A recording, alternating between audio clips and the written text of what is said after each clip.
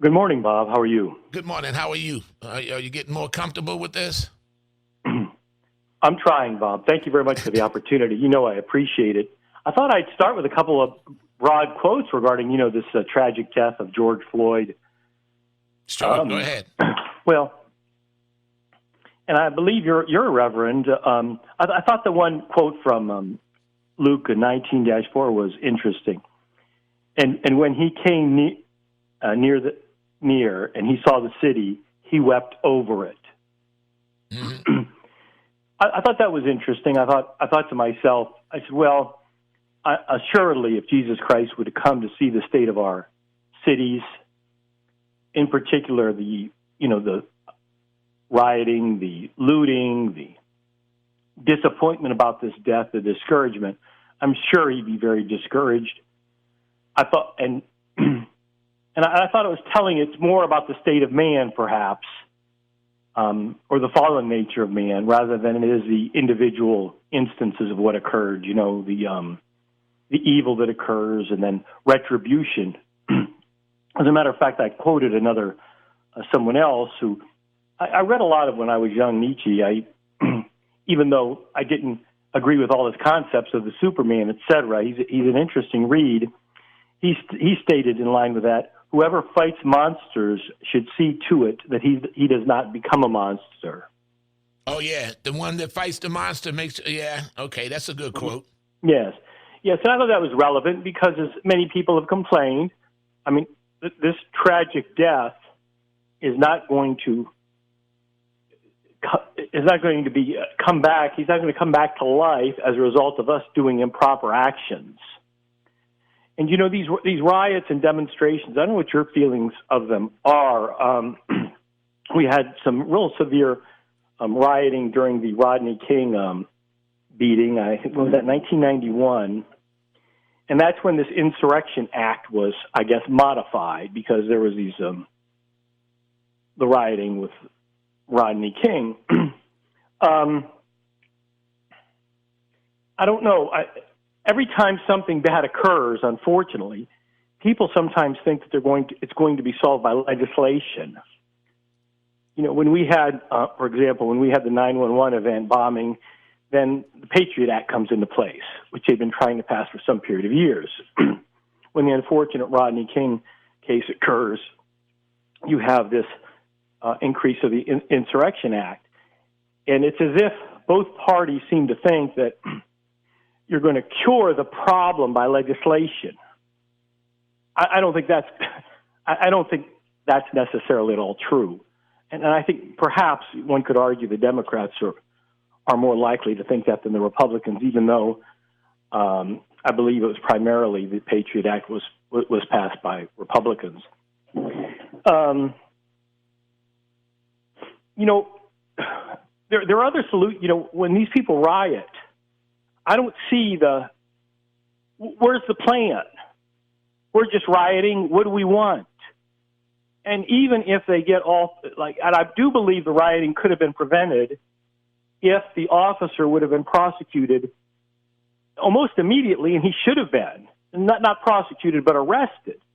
You arrest him because it's obvious, it's on tape.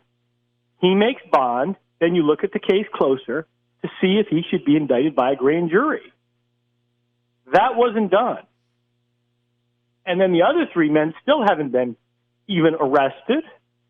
And to arrest someone is just a probable cause standard. Well, even the Attorney General, Keith Ellison, who was a U.S. congressman, and among other distinctions, he's African-American and one of the first Muslims to be elected to Congress, although he was originally with Farrakhan's Nation of Islam. Even he said, we need to let the process play out. He said there's a process. We need to look, we need to review. The first but I'm saying something different. I don't know if the police see me, God forbid, striking Bob Jones in the face. Bob Jones calls up. They see there's blood on Bob Jones' face. Mark DiCarlo is sitting there with blood on his hand. They arrest Mark DiCarlo right there. I don't know about a process. They arrest him, put him in jail. He makes bond. then Mark says, look, he set this up. Bob punched himself in the face. I was trying to cure the blood, and that's why I had blood on my hand. Then I have the right to defend myself before a grand jury or whatever. I'm not certain the system is playing out fairly, and I think that's why some people. I think that we wouldn't have had those riots. Yeah, it would. Maybe this incident wouldn't have triggered it. They've been looking for something, but yeah, I hear what you're saying, because initially it went almost a month and a half. Nothing had been done. It went for weeks, and nothing had been done or said or anything. I didn't think it was that long a period of time, but I might be incorrect on that. But I didn't think it was that long a period of time. So I don't know. I think the system has kind of failed us in that regards. And in regards to the prosecution of police, the other incident of some interest is this Amy Klobuchar, I believe her name is pronounced, the governor of Minnesota, has been since faulted for not. She was the in Minnesota, I guess they call him, it would be the county attorney. So the county attorney would prosecute all felonies and misdemeanors in that county. And she, in fact, had been the county attorney for 8 years in the largest county in Minnesota, and was faulted. I guess there were 8 officers who killed persons that I believe, I don't know if those were all black citizens or not, but there was a lot of fault from her for her not prosecuting them. And I guess as a result, and I mean, she has, in terms of academic qualifications, she has great academic qualifications. She was an attorney. I think she graduated from Yale and the University of Chicago in law school. She has great academic qualifications, but of course she's a Democrat, and she's failing to prosecute these people. While she had one of them was that Eric Chauvin, who had allegedly been involved in a violent offense, or I think a man was killed, and she declined to prosecute him. So it's not necessarily a Democratic or Republican issue. If you have a prosecutor unwilling to prosecute, you got a problem. Now, there's another angle on this that you don't hear discussed too much. If these officers were subject to reasonable lawsuits, they may be a lot less likely to commit these acts. But they are protected by the doctrine of sovereign immunity. The doctrine of sovereign immunity is at a state level, and here in Texas, it's at a local level. The state, it's at the state level also. So you have sovereign immunity at a federal level, and that basically means the sovereign is immune from suit. According to my reading, that is not in the United States Constitution. I believe it was a United States Supreme Court decision. So you can't sue these officers generally. The only way you could sue them is you have to say, well, number one, I have to win 2 suits. I first have to overcome sovereign immunity. Then if I overcome that, then I could sue. But as many friends of mine have said, we sat around and joked about it, the first thing they do is they give the officer a vacation. Well, okay, we're going to give you time off, paid. Well, okay, how about unpaid? I don't know. If we think you did something improper, I would think it'd be unpaid. But it seems like it's always paid. Yeah, but it seems like, they put him on paid administrative leave. Yes. Until they show cause that they had done something illegal. Well, that's the way it's been going. And you can't go with is it working? It doesn't seem to be working if you believe, in fact, that violence is a problem, in particular against African Americans. Is it? Maybe it's not. Maybe it's not a problem. Apparently people think it is. Apparently that's why we have riots on the streets. Apparently that's why we have this Black Lives Matter movement. You're a conservative. Perhaps you don't think it's a problem. Why? What does that have to do with conservatism, right and wrong? Well, aren't the conservatives traditionally the law and order party? I think for anybody many years, should be law and order party. Law and order has a place in society. You know that, and I know that. Well, I didn't say it didn't. Yeah, but you said that as a conservative, only conservatives are interested in law and order. I didn't say only, but for years we heard Law and Order from Richard Nixon and all, and then we did hear the refrain that too many criminals were getting off on technicalities. We have to get away from these technicalities. Is that correct? How about Bill and Hillary Clinton coming up with the 3 strikes you're out? Were they law and order candidates?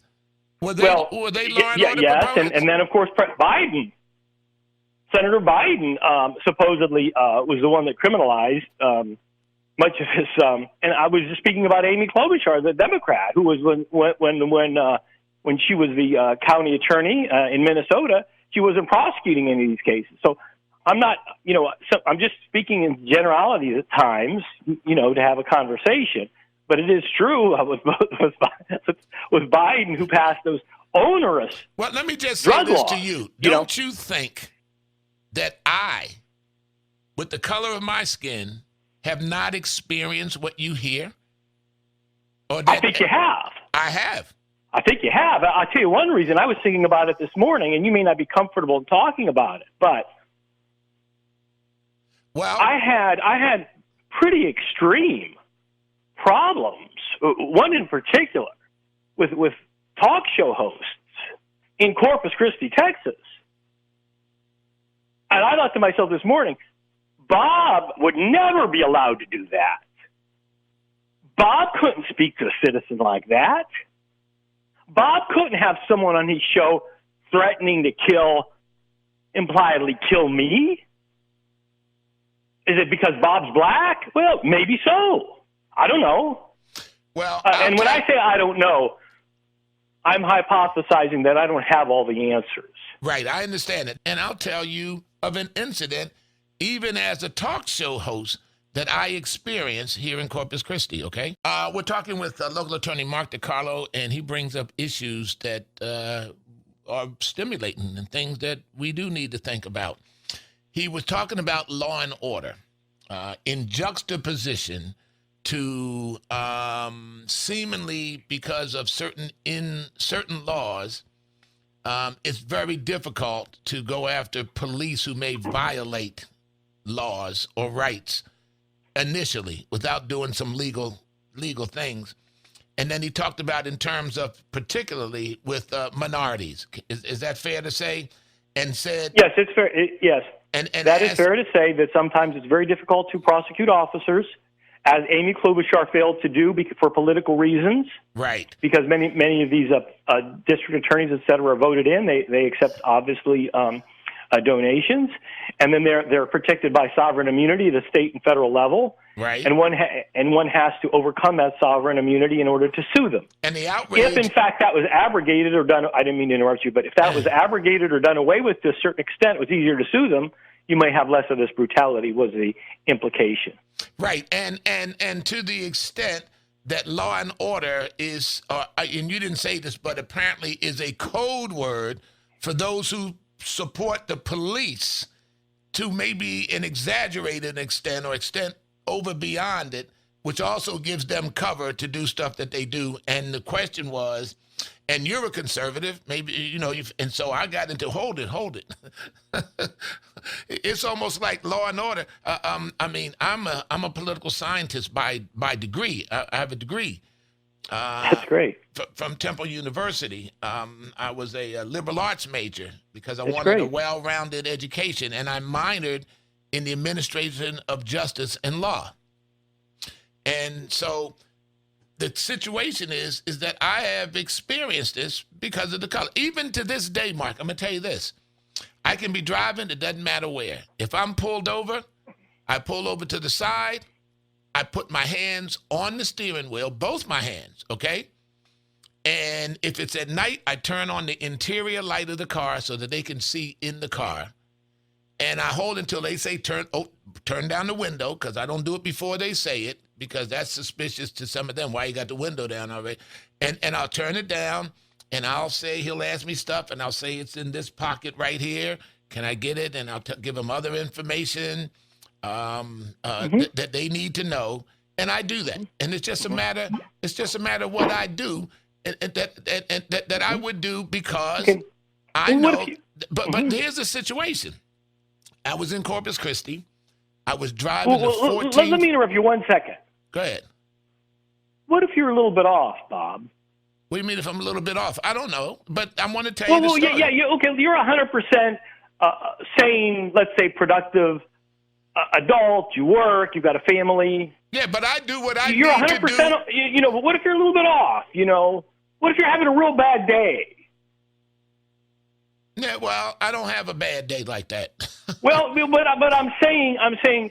You're cognizant of the fact that you may be being profiled, as they say, and I think profiling occurs, and I think we all profile because, again, all this, political correctness is ridiculous too. You see somebody on the corner, and they're dressed in rags, and they're panhandling. It means they ain't working, and they have some sort of a serious problem. Let me give you my example, because when I was little, I was lost, and the police officer. I was about 8 or 9, and I was lost. I was miles away from home, and he told me how to go home, and I said, I've never walked that far. I don't know the neighborhood, and I asked him, could he take me, and he made a nasty remark. What else do you want? A gold pillow for your little black so-and-so? And I turned and walked home. But when I got home, after 2.5, maybe close to 3 hours of walking, I got home, and my response was not this racist guy or this big white cop that, cursed at me and stuff because I was a little black kid lost. And, my response was, I did it. I got home by myself. I did that. That was my attitude. Now, I was in Corpus Christi. I was riding the Keys van, big Keys, it was a rolling billboard. And the little couple in front of me on the crosstown slowed down because they didn't know whether to take the 2 lanes to the left, which goes south, whether to go to the far right, which goes over towards Greenwood, or take the flyover, which goes south, on SPID.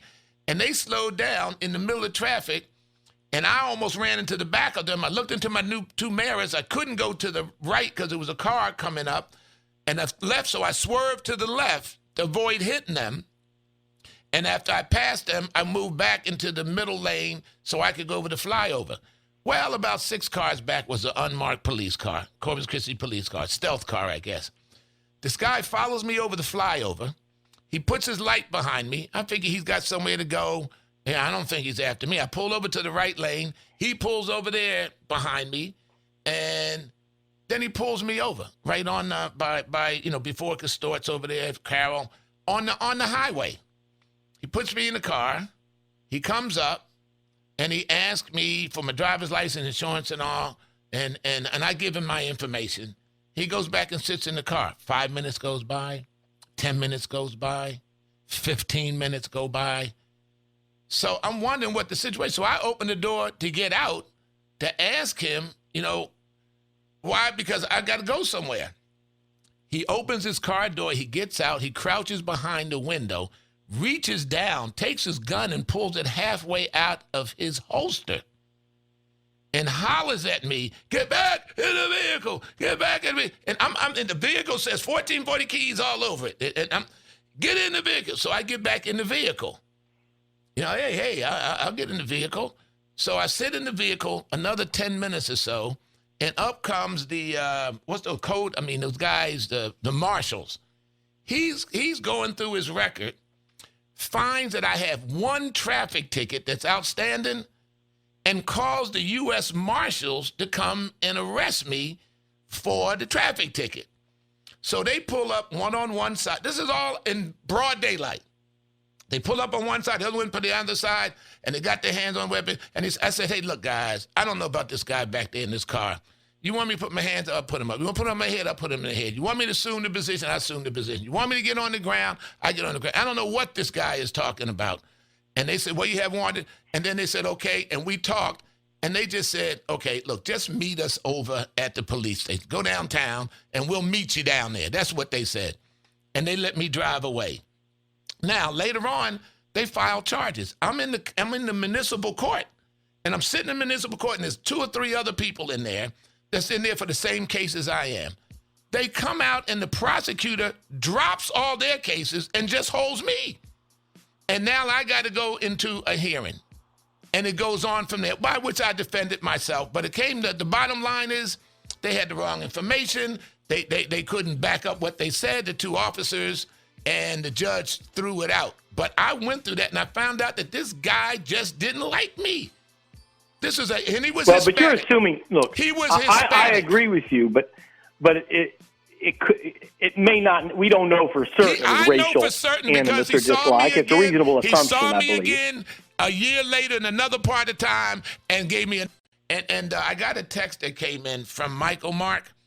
He says that in terms of my, you said, what if I have a bad day?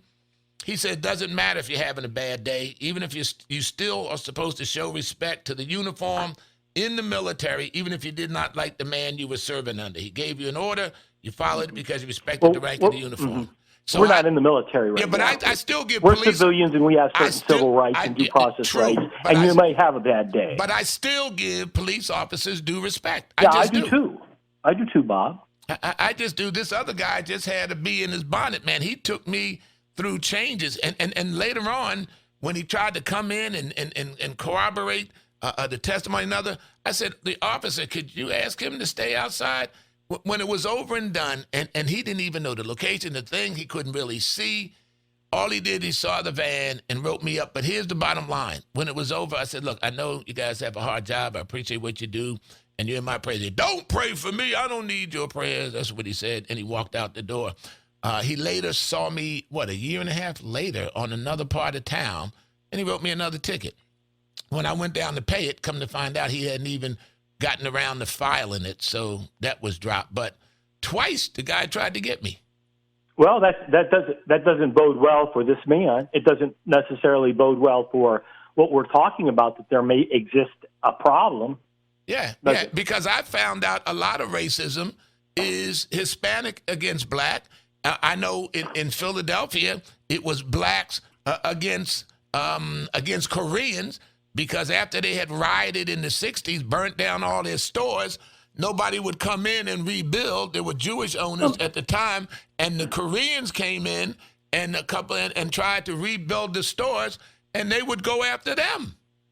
Well, you know as well as I that look, I know two white men that live in Southern California, both about my age and professionals. All they do is complain about the fact that I'm being discriminated against my job. White people are being discriminated at constantly in Southern California. Now, these are responsible working adult men with degrees, and that's what they assert. So, I mean, it is, just as an aside, I mean, it's good that you haven't allowed this to negatively affect your life. Right. Because any of us that sit in line, you could beg for money from the Democrats. Yeah, they'll give you some food stamps or something, but that's not what we need. We need jobs. We need responsible citizens. And that was we don't happening. Want anything for free. But that was happening in this country. I know, and that's why I brought it up. It is an issue. They'll have you believe, look, you can get one of these postal jobs. And Trump, I'll probably get someone else mad like I got the school teachers mad. Trump said the post office is worthless recently. But I don't know if I agree with that. But, yeah, you could beg, it's all civil service and all that. Half of that's not true. You got to know somebody to get in these jobs, these civil service jobs. And then you got to keep your mouth shut. And then that's how a lot of this corruption occurs. You get one of these jobs for life, and if you want to keep it, you keep your mouth shut. You do not make the system any better. You don't report anything. And if you do that, you'll be just fine. That's not good either. And that's an issue. Since you were talking about being black and all, did you follow about the black attorney, Colin Mattis, and the other attorney, Urus Rahman, that got picked up for throwing cocktails or Molotov cocktails? This is recent, right? The two attorneys. One was male, One was female, right? Yes, one was male, one was female. Right. And, I mean, and the one, this Colin Mattis was 32, and this attorney, Urus Rahman, he was a Brooklyn lawyer, a pretty prominent firm, pretty young guy, had his whole future ahead of him, and he's out on the streets. And what got me about that, I'm thinking to myself, did this man benefit from some of these affirmative action programs? I don't know. That's the problem with affirmative action. When you see somebody in a prominent position like this young man had a good job and all this, did he earn his degree? Well, I got another one to throw in there. Two young African Americans, male and female, were in a car, whatever they did, riding through the ride, and police said this. They were pulled over. They were taken from the car. She had a zip tie put on her hands. No charges filed against her. The mayor or the chief of police dropped the charges against the guy because they went to those historically black guys, Spellman and the other one, and they fired the two policemen for arresting him. That was just a couple of days ago. So now police in Baltimore, when the mayor at that time in Baltimore said, give these rioters some space, that's called new community policing laws, give them some space so that they can do what they're going to do for a while and whatnot. The police pulled back. And when the police pulled back from the neighborhood, the murder rate of black on blacks went through the roof. I know. I got a guy on the line that wants to join the conversation. 882-539-782. Keith. Randy, you're on with yes. Mark Carlo. I wanted to comment, and I'm white, but I've experienced where a boss didn't like me because of who I was. And I found out that after, several, that you basically had to find you another venue. Just it's not going to work. But I wanted to comment on a great book that I think, of course, Proverbs, me and you would agree that Proverbs would be the book, but a book that illustrates Proverbs in our modern time, and I used it in teaching, was The Millionaire Next Door.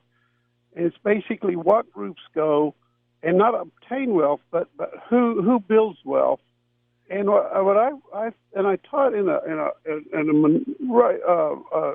mostly minority school, and it was fascinating because the ones who caught on and we talked about what not just what individuals but what groups build wealth. Koreans build wealth, and it's not that they inherit it; they build it. And who would really catch on were the people, the kids whose parents had small businesses or something like that, and they were voracious about the book, and the others were almost adversarial.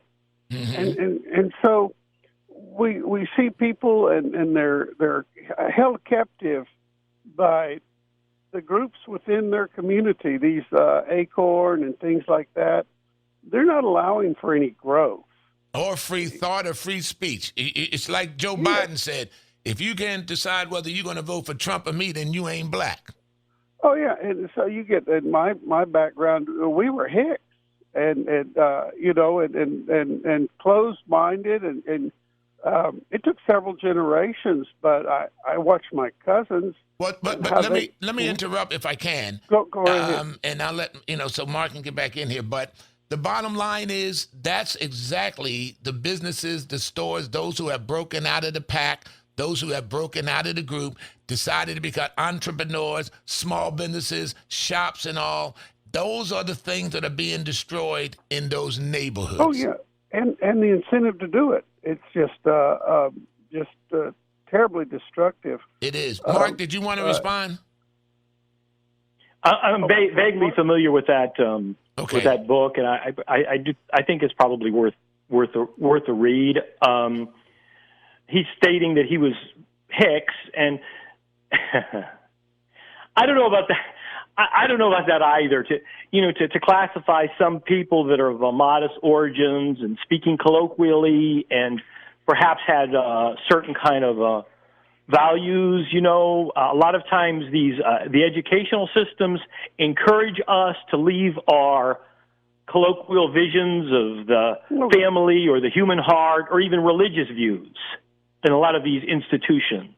And a lot of times in those institutions, you'll do better if you give up your colloquial belief and your religion, or being a Baptist or being a Catholic or whatever. I would not want to put down any. I would not want to put down any kind of colloquial regional or ethnic let me say group. This. Yes, sir. I'm sorry. going to give Randy the last word. No, don't be sorry. Look, I'm going to give you the last word, Randy. But I was taught by the first black congressman out of Pennsylvania. Robert N.C. Nix, he was the second to ever graduate from the University of Pennsylvania Law School. His son became the Chief Justice of the Pennsylvania Supreme Court. He told me, he said, kid, because that's what he used to call me. He says, learn the King's English and use it well, is what he told me. You got the last word, Randy. Oh, well, and I want to say what my group had an advantage on others is that we were expected to be technically proficient at something. And so we admired, like, oh, that guy's a mason. He can do this. Or that guy's a mechanic. He can, or, you know, like, oh, look, that guy became an accountant. So you aspire to this, whereas these kids in that are caught up in the thug life, they don't have that. I agree, and that's a subject for a whole nother day. But I appreciate we did discuss that briefly last week, and the school system seemed to be, the teachers union seemed to be very upset that I was concerned that there was a certain kind of thug life attitude in the city of Corpus Christi. Yes, in the inner city public schools. Randy, thank you for weighing in. Thank you, sir. Yeah, we got to take a break.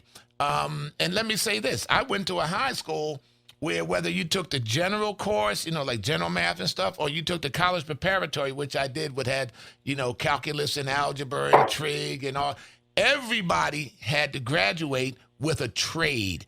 Everybody started in their senior year and had work study where you, the last half of your senior year, you had a job, a part-time job in your trade, whether it was butchering, whether it was restaurant management, whether it was printing. I worked for a newspaper because I had taken printing, whether it was carpentry, whether it was welding, whether it was instrumentation, whether it was architect. Everybody had to have a trade. It was called Dobbins Vocational High School. Yes, we were just talking about the riots and whether or not they're obviously justified or whether or not they're appropriate response. Is there, in fact, are blacks often treated poorly on the streets? Mr. Jones had illustrated that he had a couple of bad instances locally, and that it may very well be the fact that he feels he was being profiled. So I guess the questions are blacks being treated fairly? Is there discriminatory animus or hatred of them by the police department? You know, should in fact police be prosecuted more often, as Amy Klobuchar failed to do in Minnesota? Should there in fact be a reduction of sovereign immunity so they could be police officers could be sued more easily and perhaps they'd be more responsible?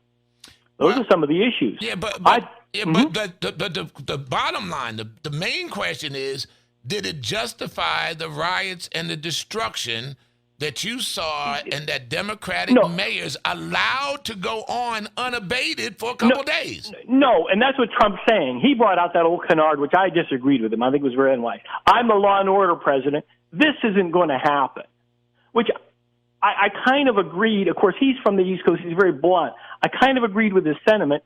You can't have that. And you don't have any intelligent response. Where is the bill of demands from these protesters saying just what I said? These officers should have been arrested immediately, and then it could have been sorted out later, or we need to get rid of sovereign immunity so they could be sued. Where's the solution? Is the solution just, I'm going to kill you? I'm going to burn down your store? The guy that you're burning down his store, he may be ideologically right where you are. He may agree with you 100%, and you're burning down, you're destroying his life. Yeah, they're saying, like in Philadelphia, they're saying that they've been revitalizing business areas in the city, and that these people are coming in and destroying that everything that they worked for is now gone. But in other places, they're all now standing up and saying, listen, we're trying to rebuild. And then the looting started. There are too many people out there that have a mentality that you are a victim. And I'm telling you, there's more opportunity now in this country. There was until the pandemic, and a lot of these people are saying, the only reason I'm out on the street is because I'm not working. So that's correct. You and I believe that this was a rather questionable or fraudulent pandemic. Everybody's laid off. Something like this happens. Well, then people could go out in the street. I doubt they could if they had to get up early the next day and go to work. Down in South Philadelphia, this story, but you're not going to hear it on the major news. They have all gotten together. African Americans, Italian Americans, they all gotten together to protect their communities and their stores. If you stand up and say no and unite the African community, the Latino community, the Asian community, and stand up against this violence, they said a little end. And they organize, and even they are protesting the rioting while the mainstream media is still trying to focus on these are just peaceful people out there. You know, Bob, I've owned an inner city property for years, for 30 years. And, you know, and then it's very difficult because you have the vagrant problem. The city doesn't seem to care about your property. Recently, I had them come in and put a kind of a large junction panel in part of my property, the city, and then they left it, and there's holes, and then they put it in front of my property instead of, you know, and you know, you have time and money invested, and you're a small businessman. You don't have somebody running that place. You're running it yourself. All that takes time. So something that small bothered me a great deal. I could only imagine how threatened I would be if I owned a property or I had a business that some idiot comes in and destroys for no good reason, because it's not going to be productive in getting the problem solved. And you so that's an interesting story about Philadelphia. And with your frustration, imagine other areas that are frustrated. And now they're saying in Philadelphia, we're fed up with the crime. We're fed up with revolving door in the criminal justice system, the looting and the rioting. Said it's not protesting. He said it's looting and riot, it's criminal behavior. We're not going to stand for it. And that community has come together. It's a major story that most media are not carrying. Another major story from the other side of the angle is that this homelessness, obviously in L.A., and this vagrancy problem is in fact caused by their lack of arresting these people, allowing them to do drugs and possess drugs in public, and that the government has a social responsibility to arrest people that are, you know, just flagrantly violating the laws. They do have such. So when I was talking about police officers earlier, again, I hope people aren't simplifying what I'm saying. I do believe the government has that responsibility. And what Trump is saying and what you're saying right now regarding Philadelphia is if they abrogate this responsibility and they don't arrest people that are looting and they don't arrest people that are assaulting other people, you've got a real severe problem. Exactly. And remember, I still see this, you know, look, law and order, yes. The thin blue line, yes. In the absence of police, criminals run haywire. That's a fact, Mark. There's just no two ways to look at it. And that most police are civil servants who face life and death every day. I do believe in the thin blue line. I believe that there's bad apples. I believe that the code of silence had to be broken years ago so that they don't protect bad guys, bad apples, because one apple can spoil a whole bunch, you know, one rotten apple. That had a lot, that took a lot to do to break what they call the blue silence or the blue code, because you got to depend on these people in life and death situations. But on the other hand, I don't know if they did. Isn't this latest incident regarding this death of George Floyd, where there were 3 onlookers? Is that indicative that none of the other 3 police officers that were there said stop? Yeah. Perhaps yes. Is that indicative that this blue line that you're talking about, not the this blue code line, of silence still exists? Yeah, the code Omerta, whatever. Well, but watching them, knowing that everybody and their brother has a camera in their phone is what still baffles me. Baffles me too. That more people aren't cognizant of that, especially those officers. But I would say this. I don't know. Maybe they wouldn't let me be an officer. Maybe because I wouldn't sit there and shut up. Something like that occurred. Serpico, right? Serpico. Maybe. They tried to kill Serpico for dropping the dime on his corrupt police in New York. Anyway, it gives us more things to think about, Mark. And you are right for bringing up the issue from another perspective. I appreciate it.